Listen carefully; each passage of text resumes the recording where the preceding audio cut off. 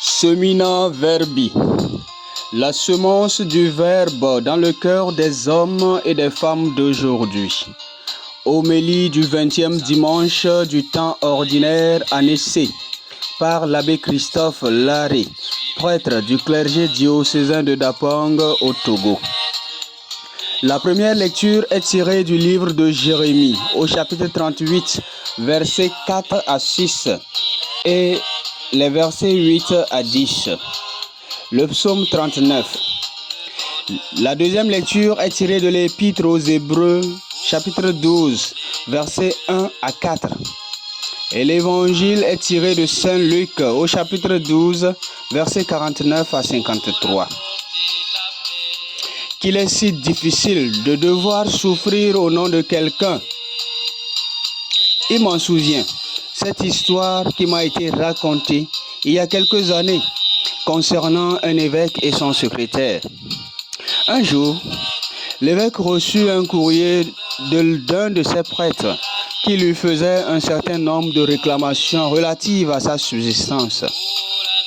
La réponse au courrier, une fois faite, l'évêque demanda à son secrétaire de l'expédier main à main au domicile du prêtre en question. Avec peur et tremblement, le père secrétaire apporta la lettre au confrère, non sans peine.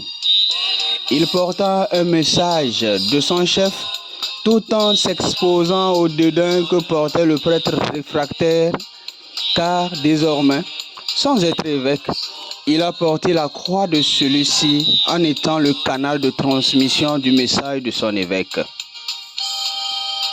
Le prophète Jérémie a juste souffert de ses détracteurs seulement pour avoir délivré le message divin. C'est la même chose. À défaut de s'en prendre à l'auteur du message, on atteint facilement le coursier pour lui signifier que le message n'est pas agréable.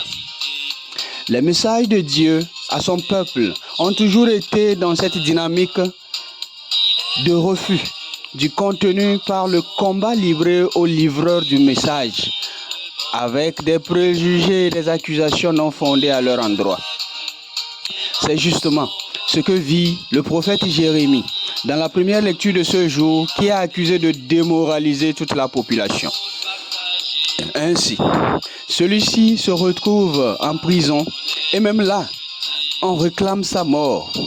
Cependant, comme à l'accoutumée des interventions divines en faveur de ses envoyés, le Seigneur vient au secours de Jérémie par l'intervention d'un homme auquel on ne s'attendait même pas, un dignitaire éthiopien de la cour du roi nommé Ebed-Melech.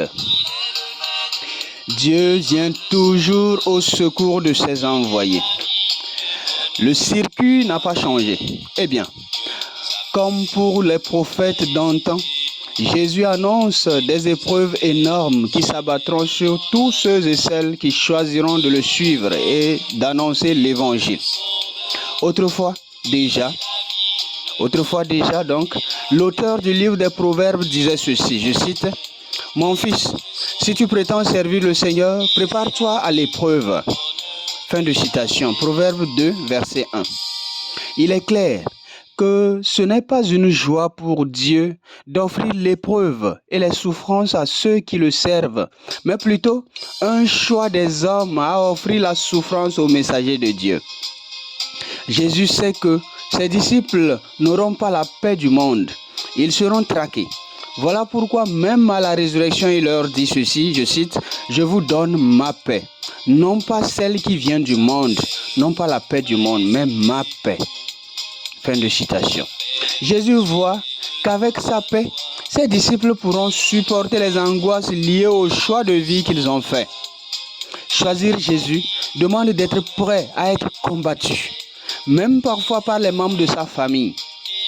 Les disciples n'auront pas la paix du monde. Ils connaîtront des divisions au sein même de leur propre famille. Le témoignage qu'ils font ne laisse personne indifférent. Le témoignage sur Jésus, donc, ne laisse personne indifférent. Le monde réagit devant le message évangélique, soit en l'acceptant, soit en y refusant. La foi en Jésus-Christ a en elle une grande nouveauté qui entraîne une rupture systématique avec les usages et foi antérieurs, à tel point que ceux qui choisissent de la vivre seront exposés à des séparations. Voilà pourquoi un père pourra être contre son fils s'il ne partage pas la même foi, une mère contre sa fille, et ainsi de suite. Ce n'est donc pas simple, comme le disent si bien les Burkinabés, pour désigner avec euphémisme ce qui est compliqué. Ce n'est pas simple. L'évangile demeure un genre de feu avec une chaleur de miséricorde de Dieu manifestée en Jésus-Christ, mais aussi un genre de feu qui consume et purifie douloureusement le pécheur. Jésus lui-même a dû faire le choix de poursuivre sa mission malgré le poids de l'incompréhension, et même il a souhaité que ce soit en hâte malgré l'angoisse. Chose à imiter par le chrétien, disciple missionnaire, en ayant les yeux fixés sur Jésus, qui a enduré la croix et siège à la droite du Père, comme l'indique l'Épître aux Hébreux écoutée en deuxième lecture. Aujourd'hui, dans la société, les serviteurs de Dieu sont traqués, étiquetés et surtout exposés aux moqueries et au sarcasme de l'entourage. Avec la montée des réseaux sociaux, les antichrists ridiculisent la parole de Dieu, avilissent l'image des hommes de Dieu juste pour rabaisser l'audience qu'obtient la parole de Dieu. Quand on est porteur de la vérité du Christ et qu'on l'annonce à temps et à contre-temps, on se fait des ennemis partout. On se fait des ennemis partout qui nous traquent sur tous les plans, sans vous dire la raison pour laquelle ils sont contre vous. Parfois même, ce peut être au sein de l'église, tes propres frères avec qui tu es censé annoncer l'évangile, qui te frappent du talon selon l'expression du psalmiste. Je cite, « Même l'ami qui avait ma confiance et partageait mon pain avec moi m'a frappé du talon. » Fin de citation, psaume 40, verset 10. Jésus, par amour donc, s'est mis en difficulté devant l'homme en se soumettant à ses caprices. Il a également mis ses disciples en difficulté en les envoyant comme des agneaux au milieu des loups. Aujourd'hui encore, l'on souhaiterait que l'évangile soit mis au banc de l'humanité ou bien relégué aux calendes grecques, ce qui ne pourra jamais arriver. Une sorte de tentative de désincarner Dieu ou de lui refuser d'être au milieu des hommes comme à l'époque de la naissance de l'athéisme. Aujourd'hui encore, l'athéisme est là. Dans les écoles et les lieux publics, on ne souhaite plus que l'on expose les insignes chrétiens, comme le port de la croix et autres. Et surtout même, l'on est réfractaire de voir un prêtre en soutane.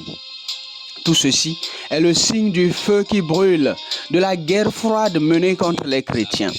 Bien-aimés du Seigneur, il n'est pas question de fuir ces attaques ou de changer de paradigme. Il faut bien les affronter au nom de Jésus. Il faut choisir de suivre le Christ et de témoigner de l'Évangile. Parole de feu. Que l'Eucharistie de ce jour nous attache plus fermement au Christ et que l'Esprit Saint, force du témoin de Jésus, souffle sur nous pour rallumer les braises de notre foi en Jésus-Christ. Amen. Souffrir pour le Christ est un gain. Il veut nous envoyer, il est le Maître et notre Sauveur. Il est la vie, le bonheur et la paix. Il est le Maître et notre Sauveur. Il est la vie, le bonheur et la paix. Annoncez les enfants, proclamer son amour, pour offrir le pardon. Il veut vous envoyer, il est le Maître et notre Sauveur. Il est la vie, le bonheur et la paix.